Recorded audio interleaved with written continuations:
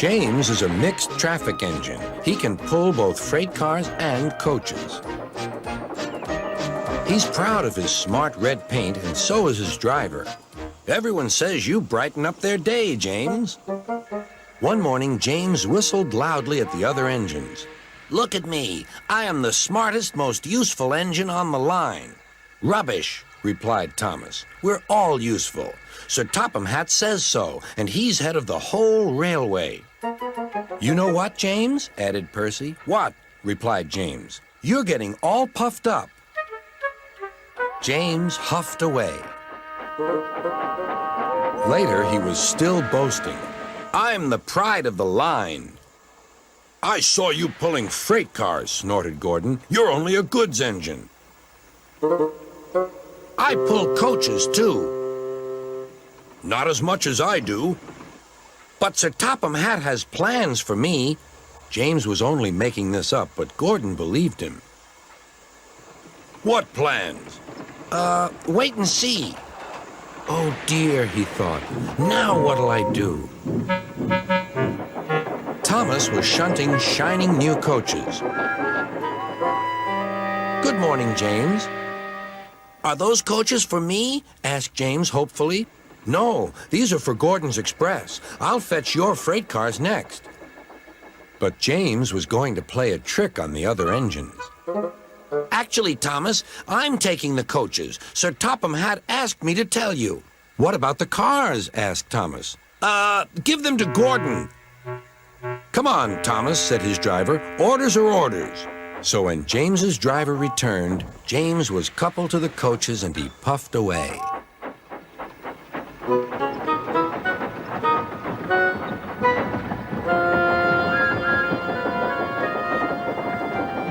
Thomas returned with the freight cars, and a few minutes later, Gordon arrived.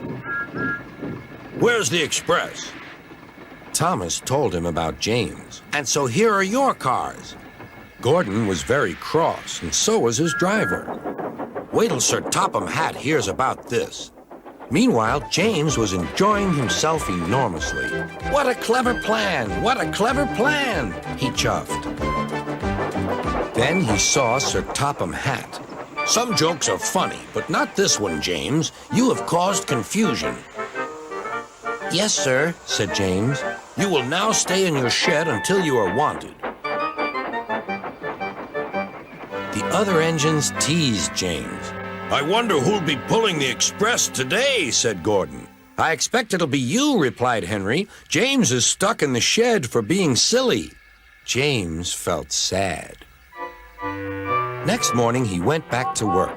Hello, whistled Thomas. Good to see you out and about again. I'm sorry I tricked you, said James. Are these my cars? Yes, replied Thomas kindly. They are pleased to have you back. James set off to the harbor with his train of freight cars. He bustled about all day, pushing and pulling them into place.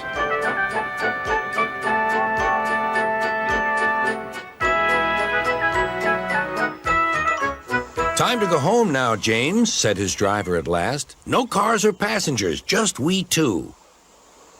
But his driver was wrong. Excuse me, called a man. I have a meeting with Sir Topham Hatt, and I mustn't be late. May I ride back with you? Of course, replied James's driver. Then he whispered to James, This gentleman is a railway inspector. James was most impressed. He steamed along the line as smoothly and quickly as he could.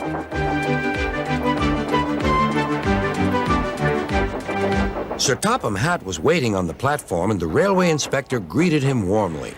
This clever engine gave me a splendid ride. You must be proud of him. Yes, indeed. Once again, you are a really useful engine.